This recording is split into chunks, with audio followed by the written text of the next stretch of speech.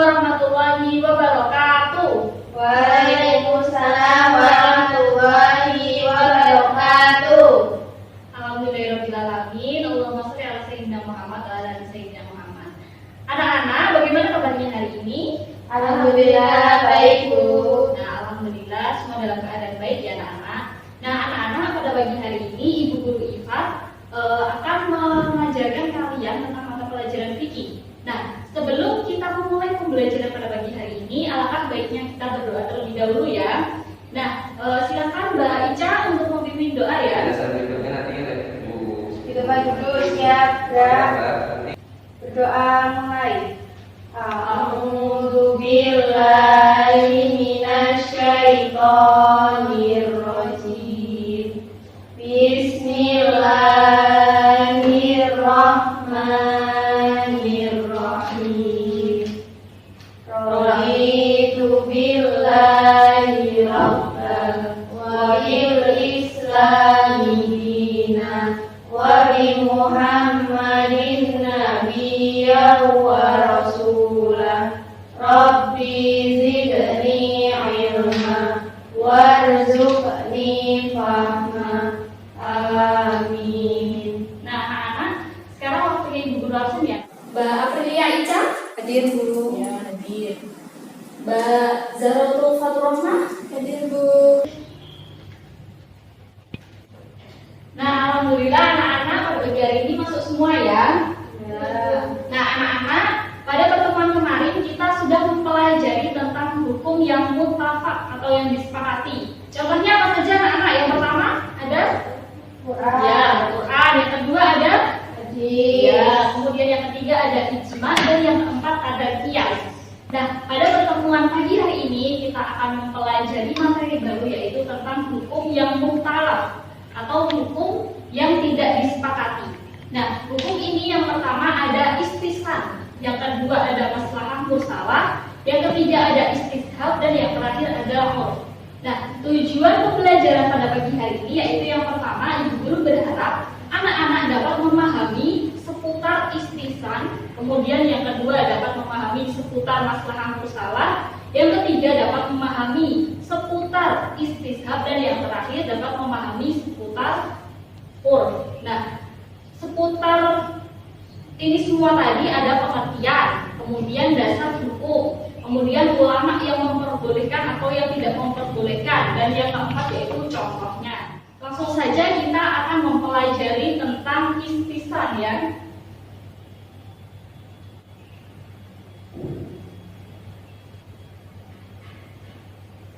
Nah, secara bahasa kita akan mempelajari tentang pengertian terlebih dahulu ya.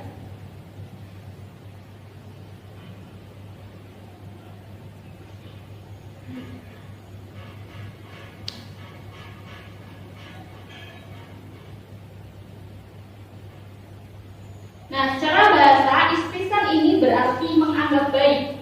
Nah, sedangkan secara istilah, istisna adalah berpindahnya seorang mujtahid dari hukum yang dikehendaki oleh qiyas jali, dari qiyas jali ke hukum yang dikehendaki oleh qiyas khafi, atau dari ketentuan hukum uli ke ketentuan hukum juz'i. Nah, atau bisa mudahnya begini, berpindahnya seorang mujtahid dari hukum yang jelas ke hukum yang samar-samar, atau dari hukum umum ke hukum khusus. Nah, contoh dari istisna ini yang pertama, yang ini dulu ya. Contoh dari qiyas jali ke qiyas khafi, ini contohnya adalah wanita yang sedang haid. Nah, wanita yang sedang haid ini menurut istisna itu boleh membaca atau memegang Al-Quran. Sedangkan berdasarkan qiyas, wanita haid ini diharapkan untuk membaca atau memegang Al-Quran. Nah, mengapa qiyas mengharamkan wanita haid untuk membaca atau memegang Al-Quran? Nah, itu alasannya adalah wanita haid itu di dalam qiyas atau di mengkiaskan sebagai orang yang junub dengan ikhlas sama-sama tidak suci. Contoh yang kedua, dari hukum umum ke hukum khusus. Nah, itu contohnya adalah apabila ada seorang dokter laki-laki memeriksa pasien perempuan. Nah, itu sebenarnya kan diharamkan ya anak-anak kalau di dalam kias. Namun kalau di dalam istisna itu diperbolehkan dokter itu menyentuh aurat perempuan karena kan itu darurat ya, darurat. Jika tidak segera ditangani, mungkin penyakitnya akan segera mengakibatkan kematian atau bisa jadi penyakitnya tidak dapat didiagnosis. Nah, contohnya seperti itu. Nah, dasar hukum dari istisna ini terdapat dalam Quran surat Az-Zumar. Ada dua ya, ayat berapa itu? 15 sama 55. Benar nggak sama? 18. Oh, 18 sama 55. Nah, coba siapa dulu ini yang mau baca ayat 18? Baca apa Mbak Zahra? Mbak Zahra ya, ayat 18 coba dibaca Mbak Zahra beserta artinya ya. Silakan Mbak Zahra.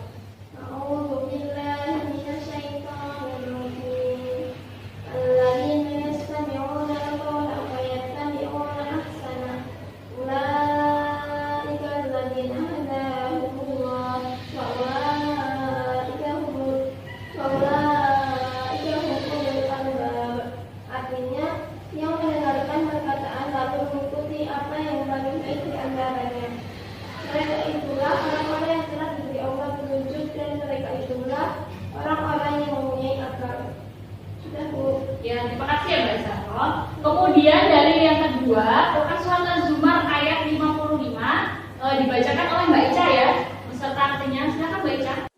A'udzu billahi minasyaitonir rajim. Wattabi'u ahsana ma unzila ilaikum mir rabbikum min qabli an ya'tiyakumul 'adzabu baghtatan wa antum la tash'urun. Artinya, dan ikutilah sebaik-baik apa yang telah diturunkan kepadamu dari Tuhanmu sebelum datang azab kepadamu dengan tiba-tiba, sedang kamu tidak menyadarinya. Nah, terima kasih ya Mbak Zahra, Mbak Ica. Nah, dari kedua ayat tersebut, Allah memerintahkan kita ya anak-anak untuk mengikuti jalan yang baik. Nah, dari sini kita dapat memahami bahwa istisna itu dapat dijadikan hujah. Nah, kemudian ulama-ulama yang menolak dan menerima istisna. Yang pertama ada yang menerima dulu ya anak, yang menerima istisna.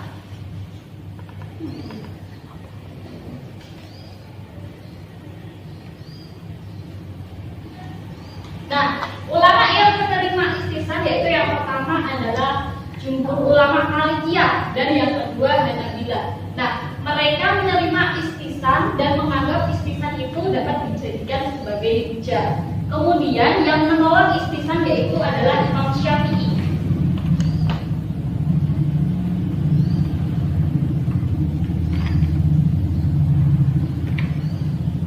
Nah, Imam Syafi'i ini menolak istisna dengan alasan bahwa orang yang mengikuti istisna itu sama saja mereka menggunakan atau membuat hukum syar'i yang baru, sehingga Imam Syafi'i ini mengharamkan atau menolak istisna sebagai hujah. Nah, anak-anak sampai di sini apakah ada yang ditanyakan?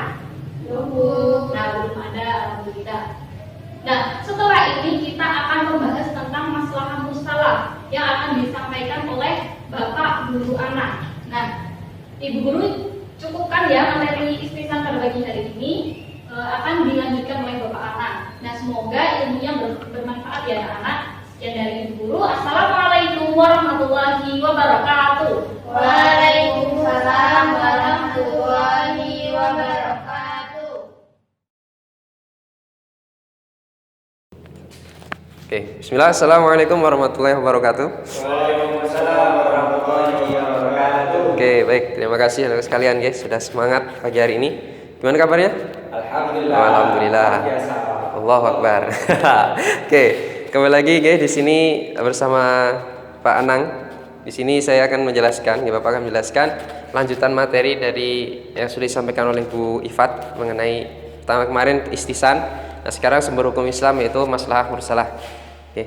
Masalah mursalah sendiri itu berasal dari kalau dari definisi etimologi atau bahasa itu berasal dari kata maslahat gitu ya. Diambil dari kata maslahat yang itu kalau artinya itu mengambil yang baik gitu lah intinya. Mengambil yang baik. Dan kemudian secara istilah syarah itu berdasarkan disampaikan oleh Jalaluddin Abdurrahman yaitu memelihara hukum syara terhadap sesuatu yang baik yang ada dasar hukumnya. Nah, di situ jadi tidak semata-mata karena opini gitu ya. Jadi di sini hukum syaraknya yang diambil itu sesuatu yang baik berdasarkan fakta, berdasarkan apa yang sudah dipertimbangkan gitu. Nah, kemudian masalah mursalah sendiri itu dibagi menjadi beberapa nggih. Dibagi menjadi beberapa jenis. Nah, di sini kita akan menjelaskan atau kita akan mempelajari pembagian berdasarkan segi kualitas dan keluasan maslahatnya gitu. Itu ada 4, ada 3 nggih. Pertama, al-duriyah. Nah, al-duriyah itu berdasarkan kebutuhan pokok umat muslim atau umat manusia. Nah, kebutuhan umat manusia sendiri itu ada 5 pokoknya. Pertama, agama, nggih. Kedua, memelihara jiwa, memelihara harta, akal dan juga keturunan gitu nggih. Nah, kemudian yang pertama ini, kemaslahatan yang pertama ini harus wajib ada untuk semua manusia nggih. Karena di sini hal pokok. Jadi misal memelihara agama itu merupakan kemaslahatan untuk semua orang. Jadi semua orang itu berhak atau wajib untuk memelihara agamanya. Kemudian jiwa juga itu merupakan kewajiban nggih, atau kemaslahatan yang harus ada pada setiap manusia. Kemudian ada juga harta juga itu menjadi kewajiban setiap orang untuk menjaganya. Kemudian keturunan dan yang terakhir itu apa tadi? Akal nggih. Jadi akal ini melihara seperti apa dengan cara belajar dan sebagainya. Dan kemudian yang kedua itu al-hujjiyah nggih. Al-hujjiyah itu artinya penyempurnaan kepada hukum pokok. Yang tadi kan kalau pokok tadi itu kemaslahatan untuk agama, jiwa, akal dan sebagainya. Nah, di sini untuk al-hujjiyah sendiri itu menyempurnakan nggih, melengkapi apa yang di hukum pokok itu. Nah, itu lebih sifatnya kalau al-hujjiyah ini lebih ringankan itu. Misal untuk menjaga harta itu nggih, jaga harta itu belum diperintahkan untuk mungkin jual beli saham dan sebagainya. Nah, kemudian untuk meringankan, untuk mempermudah menjaga harta itulah ada kemaslahatan nggih. Maslahatnya itu di mana dibolehkan untuk jual beli saham, kemudian kerjasama pertanian dan sebagainya gitu. Nah, yang jenis terakhir itu al-tasimiyah gitu. Tasimiyah ada di buku itu pelengkap. Nah, pelengkap di sini dia lebih luas gitu nggih. Misal untuk ini nggih, untuk keturunan ini kan pernikahan. Nah, pernikahan sendiri itu kan sebelumnya tidak diatur seperti di Indonesia ini kan menggunakan buku nikah, kemudian mencatat akte di Kemenak dan sebagainya. Kan di Islam kan tidak ada, sebelumnya kan belum ada itu anjuran untuk melaporkan ke Kemenak dan sebagainya. Cukup yang penting kan sah dan sebagainya kan. Nah, itu untuk di sini untuk kemaslahatan supaya nanti ke depan dokumentasinya aja ketika anak itu sekolah kan biasanya dokumentasinya itu kan akte kelahiran dan sebagainya. Makanya diberikan kebijakan kemaslahatan untuk membuat mencatatkan baik itu kelahiran maupun untuk pernikahan itu di Kementerian Agama. Ini seperti itu. Kemudian kehujahan. Kehujahan itu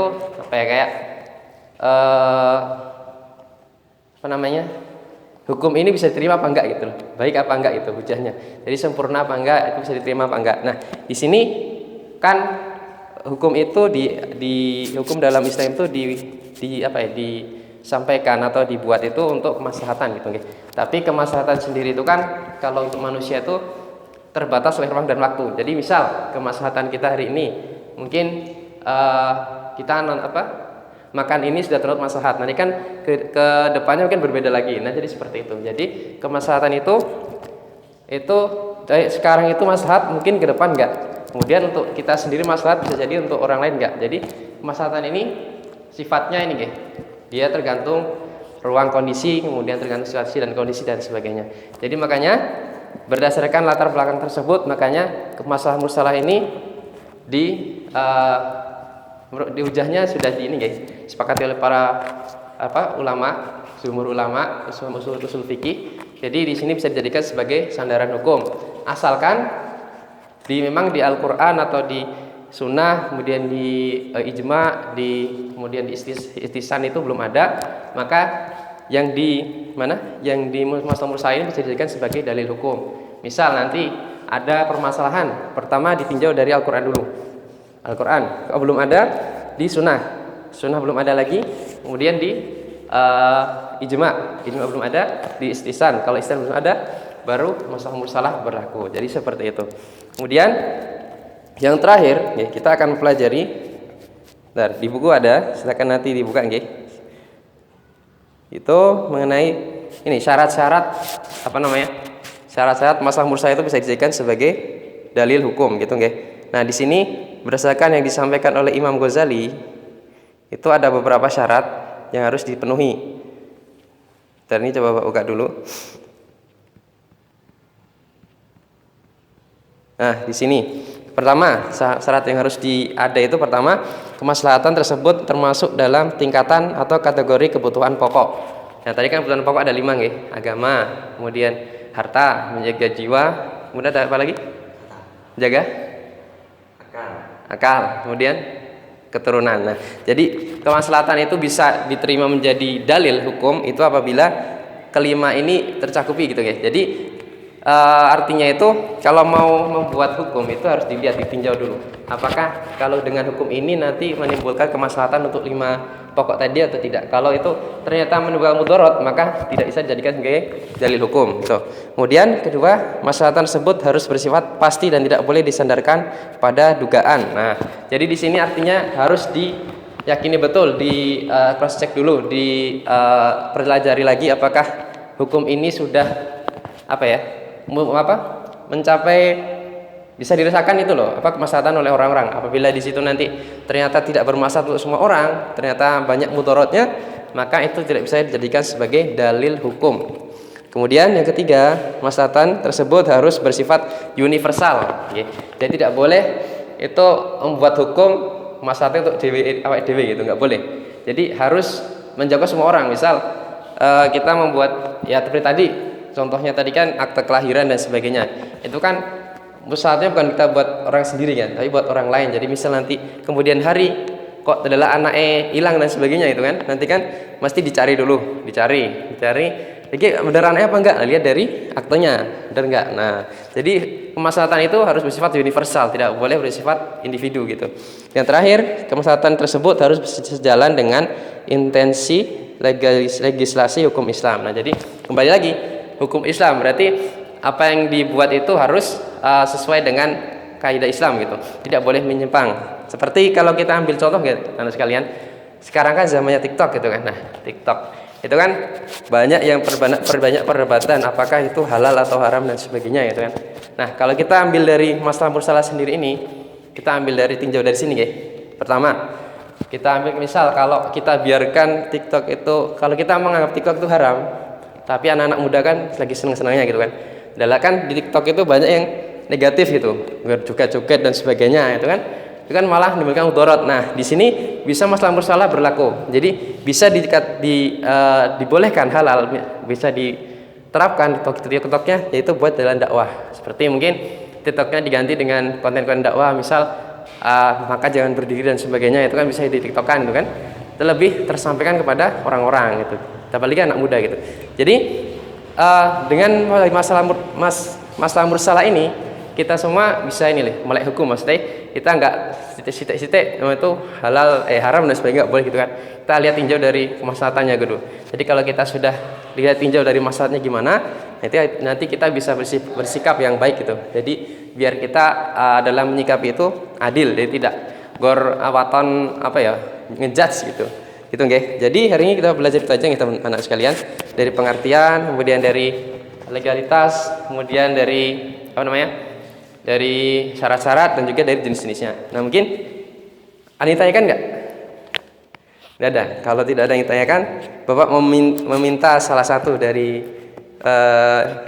siapa? Nah, sekalian berdua nggih. untuk menjelaskan atau menyebutkan kembali gitu. Tadi kan sudah Bapak sebutkan itu jenis-jenis masalah mursal itu ada 3 itu kan, dari yang sifat pokok dan sebagainya itu. Nah kalau yang pokok tadi itu harus dijaga apa aja? Mas Muksid tadi apa aja Mas? Pertama harta, kedua keluarga, ketiga empat.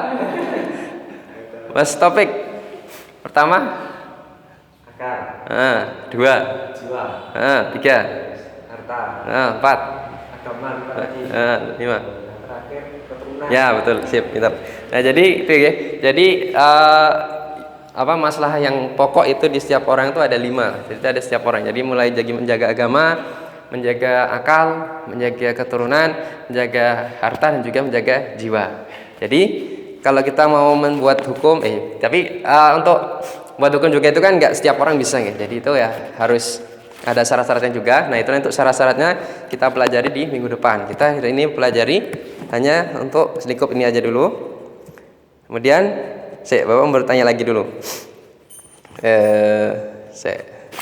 Tadi dari pengertian ya. Kalau dari pengertian diri secara bahasa, tadi Mas Musid tadi apa Mas? Kalau masalah secara bahasa itu apa? Kebaikan. Mas Taufik? Maslahat alam masalah. Mengambil keputusan dari beberapa pilihan yang baik. Oh ya sih betul. Ya, jadi gitu nggih. Jadi intinya masalah mursal itu asal kata dari maslahat. Jadi kan maslahat kan mencari yang baik itu hasil yang baik. Jadi mengambil sesuatu yang baik untuk dijadikan sebagai dalil hukum. Nah, gitulah. Ya, mungkin untuk hari ini cukup sekian dapat Bapak sampaikan. Apabila masih terdapat banyak kekurangan mohon dimaafkan. Nanti kita sambung di lain waktu. Penjelasan berikutnya nanti oleh Bu Auli Arba. Dan Assalamualaikum warahmatullahi wabarakatuh. Assalamualaikum warahmatullahi wabarakatuh. Waalaikumsalam warahmatullahi wabarakatuh. Ya, tadi anak-anak sudah belajar mengenai apa tadi? Istisar sama masalah mursal. Sekarang dengan Ibu Aulia akan mengajarkan mengenai istishar.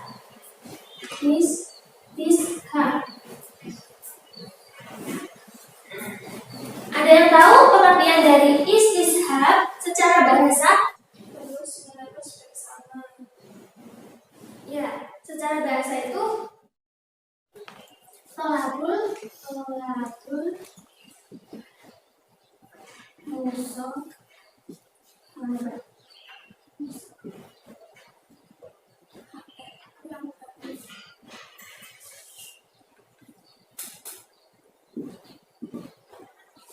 Artinya apa? Tuntutan kebersamaan.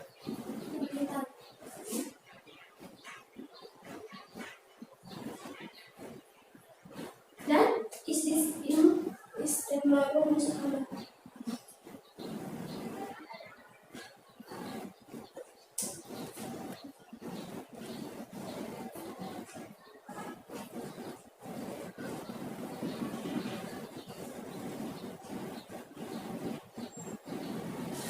Artinya apa tadi? Harus bersama. Ini arti secara bahasa ya, secara bahasa.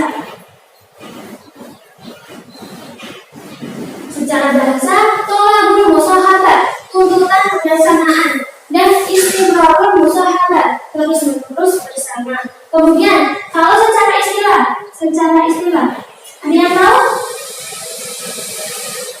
Menetapkan hukum yang telah ada pada masa lalu jika ada wajib atau yang berikutnya. Ya, menetapkan hukum yang telah ada masa lalu sampai ada dalil yang mengubahnya. Selanjutnya mengenai macam-macam istihad.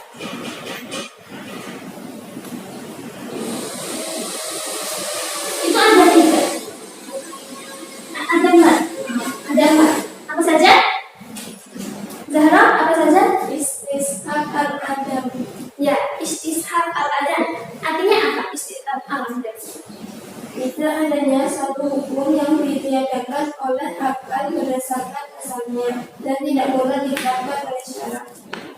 Ya benar ya, dikatakan Zara tadi bahwasanya istishab adab itu adalah tidak adanya hukum yang ditiadakan oleh akal berdasarkan hukum asalnya dan tidak ditetapkan oleh syarat.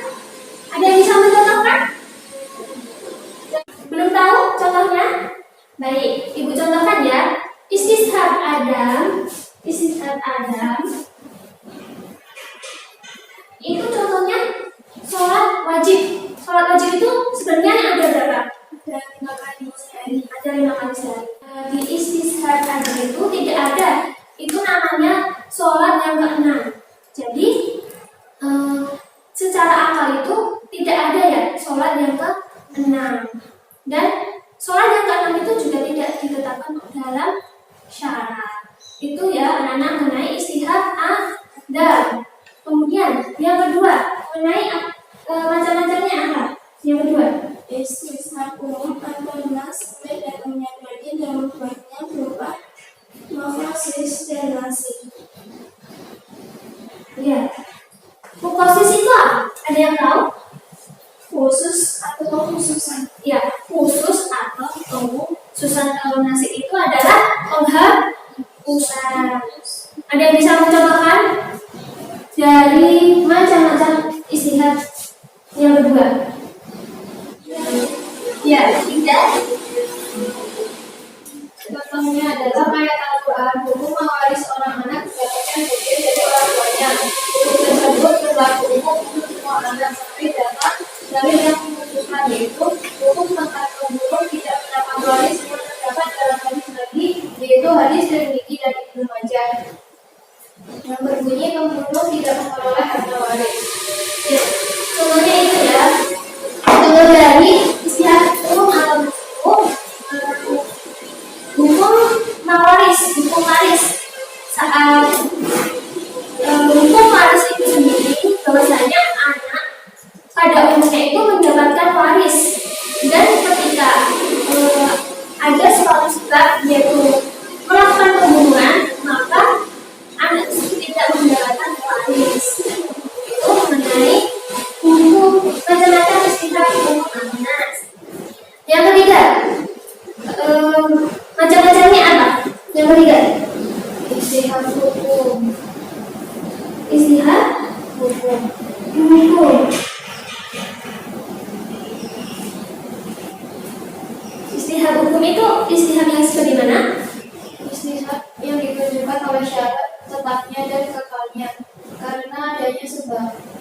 Ya benar. Apa yang dikatakan oleh Bida yang mengenai macam-macam istihad hukum, macam-macam istihad yang ketiga yaitu istihad hukum, yaitu hukum yang ditunjukkan oleh syarat tetap dan tetapnya dan kekalnya itu karena ada sebab.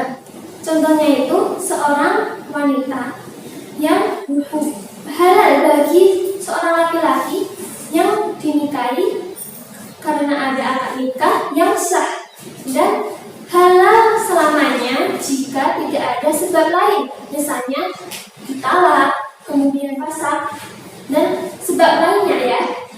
Itu mengenai hukum, mengenai macam-macam istihad yang hukum. Yang keempat atau yang terakhir adalah istihad karena keadaan ijma yang berlaku dan diperselisihkan.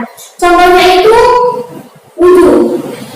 Ketika tidak ada air, maka kita melakukan tayamum. Kita melakukan tayamum, sudah melakukan tayamum, mau sholat dan kita mendapatkan air atau melihat air. Nah, itu sebagian ulama mengatakan bahwasanya harus berwudu lagi. Nah, sebagian ulama itu tidak usah melakukan wudu lagi dan tetap melaksanakan sholat. Selanjutnya mengenai ulama yang memperbolehkan atau melarang adanya atau menolak istihad. Itu ada apa saja? Yang pertama Malikiyah, Syafi'iyah, Hanabilah, Syiah. Itu mengatakan bahwa istihad itu hukumnya mutlak. Mutlak karena hukum yang sudah ada selama belum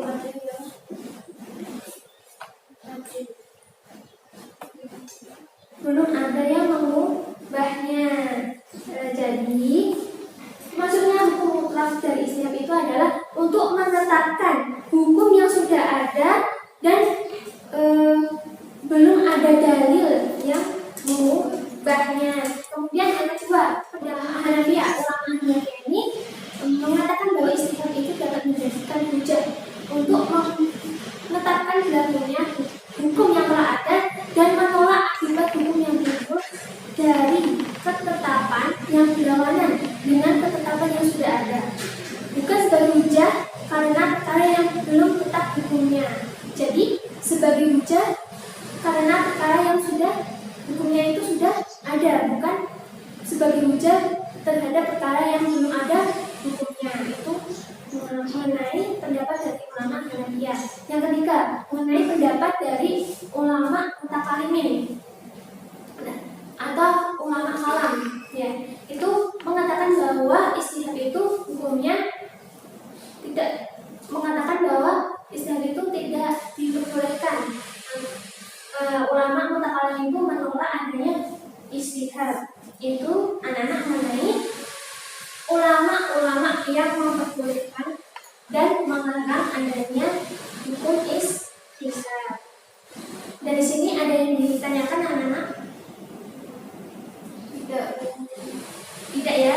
Baik, mungkin itu saja materi yang Ibu sampaikan mengenai hukum istihad, ya.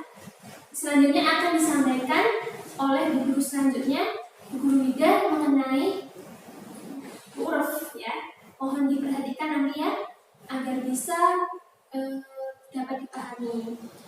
Semoga ilmu yang Ibu berikan untuk kalian bermanfaat. Sekian dari Ibu. Wassalamualaikum warahmatullahi wabarakatuh. Waalaikumsalam warahmatullahi wabarakatuh. Assalamualaikum warahmatullahi wabarakatuh. Waalaikumsalam warahmatullahi wabarakatuh. Anak-anak, kita lanjutkan pembelajaran hari ini ya. Hari ini kita akan belajar tentang huruf. Apa anak-anak? Huruf. Kita akan belajar tentang huruf. Yang pertama nanti kita akan belajar tentang pengertian huruf. Nah, pengertian huruf itu dibagi menjadi dua, yaitu secara bahasa dan secara istilah. Secara bahasa huruf artinya ada istiadat. Apa? Ada istiadat. Sedangkan secara istilah, huruf adalah apa yang dijadikan sandaran oleh manusia dan mereka berbicara kepadanya.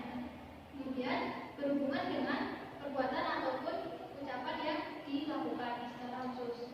Sampai sini paham anak-anak? Paham. Baik anak-anak, sekarang yaitu tentang macam-macam huruf. Nah, macam-macam huruf itu dibedakan menjadi dua.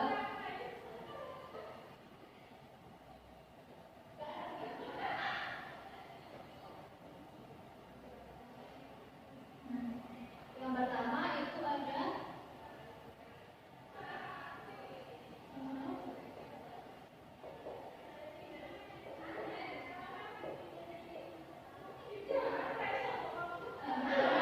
huruf dari segi sifat. Nah, huruf dari segi sifat itu dibedakan menjadi dua, yaitu huruf amali dan huruf qauli. Apa anak-anak? Huruf amali dan huruf qauli.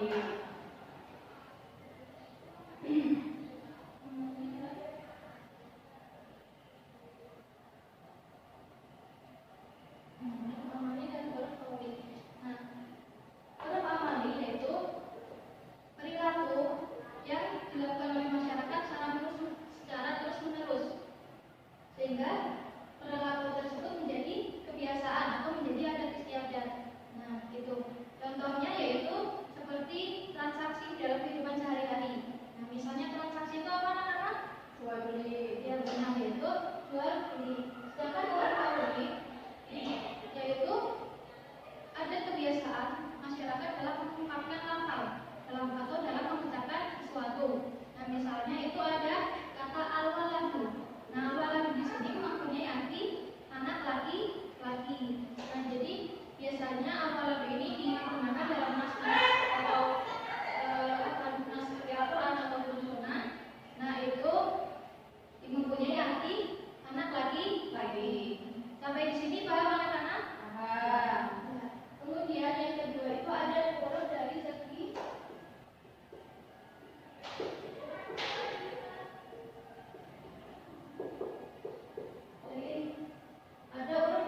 wujud. Yang pertama itu ada huruf shahih dan huruf fasid. Nah, apa anak-anak? Huruf shahih. Nah, tadi huruf fasid. Huruf shahih yaitu huruf yang diterima oleh masyarakat secara luas, diterima oleh akal sehat dan mempunyai apa di dalamnya itu mengandung kebaikan atau kemaslahatan dan juga tidak menyalahi nas seperti Al-Quran dan As-Sunnah seperti itu. Kemudian huruf fasid itu huruf yang tidak diterima oleh masyarakat, tidak diterima oleh akal dan pikiran dan juga tidak diterima oleh dan juga mempunyai atau mendatangkan mandorot. Jadi huruf yang menyalahi Al-Quran dan Sunnah seperti itu. Sampai di sini paham anak-anak? Paham ya. Nah, contoh dari huruf ini ada yang tahu? Belum. Nah, contoh dari huruf shahih itu seperti pada masa pertunangan biasanya ada ya, sebelum nikah itu ada yang dengan menggunakan adat istiadat tunangan. Nah, dalam masa tunangan itu biasanya seorang laki-laki memberikan hadiah kepada seorang perempuan. Nah, hadiah ini tidak bisa dikatakan sebagai mas kawin. Jadi hadiah hanyalah hadiah seperti itu. Sampai sini paham anak-anak? Paham ya. Kemudian yang terakhir itu ada pemujahan Quran. Nah, para ulama itu sepakat apabila huruf shahih itu bisa dijadikan landasan hukum. Sedangkan huruf fasid itu tidak bisa dijadikan landasan hukum. Seperti itu. Jadi paham? Paham ya. Nah, kemudian setelah penjelasan ini Ibu minta kalian untuk berdiskusi. Jadi nanti kalian berdua berdiskusi.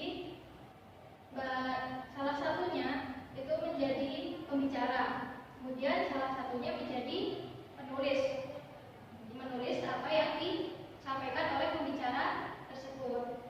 Nah, seperti itu. Sampai sini paham? Paham.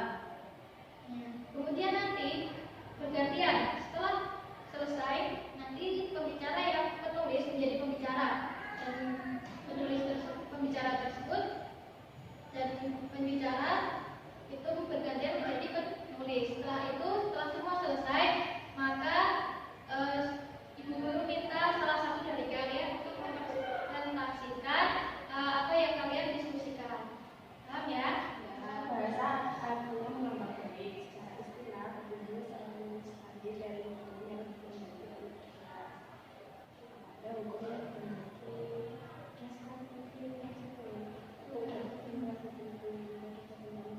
maksudnya cukup. Sekarang untuk kalian bergantian ya. Mbak Ica sekarang menjadi pembicara dan kemudian Mbak Ica menuliskan apa yang disampaikan oleh Mbak Ica. Ya betul.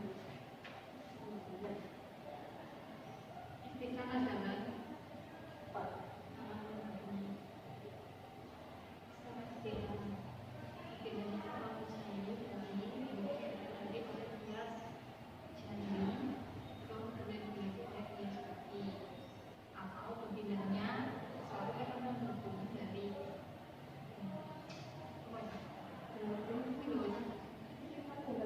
Sudah cukup anak-anak?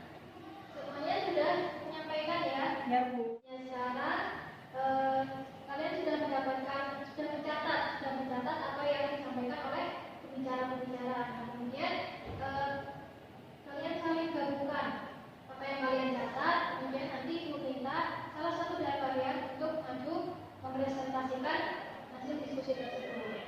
Ya? Ya Bu.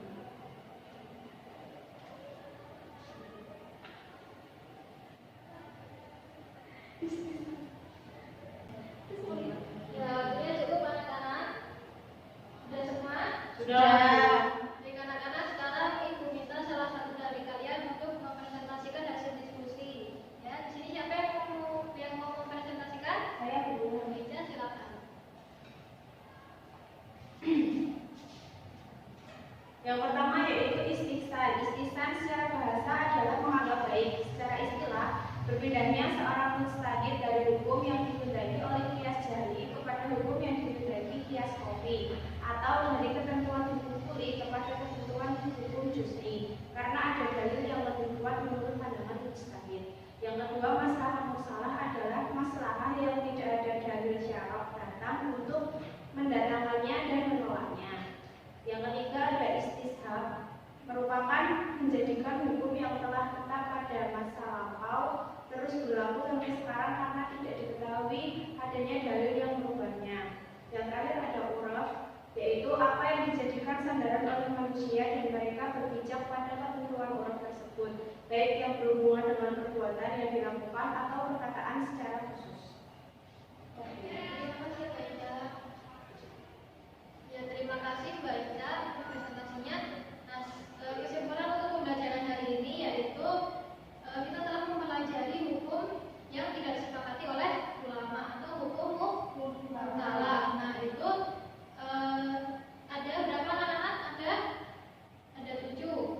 Nah, kita telah mempelajari 4 ya, yaitu ada istihsan, kemudian ada musalah, yang ketiga istihsan, dan yang keempat itu uraf. Nah, yang ketiga selanjutnya yaitu untuk pembelajaran yang akan datang. Nah, tugasnya untuk kali ini yaitu membuat peta konsep dari hukum yang tidak disepakati oleh ulama. Paham anak-anak? Ya Bu. Jadi itu untuk tugasnya. Kemudian untuk materi yang akan datang yaitu tentang ada 3 ya. Ada syar'u maqdana, syar'u daruri, dan yang terakhir ada madhab sahabi. Nah, itu untuk materi yang akan datang. Ya, anak-anak, mungkin itu yang dapat ibu sampaikan hari ini. Kurang lebihnya ibu mohon maaf. Marilah kita tutup pembelajaran hari ini dengan kafaratul majelis. Subhanakallahumma wa bihamdika asyhadu an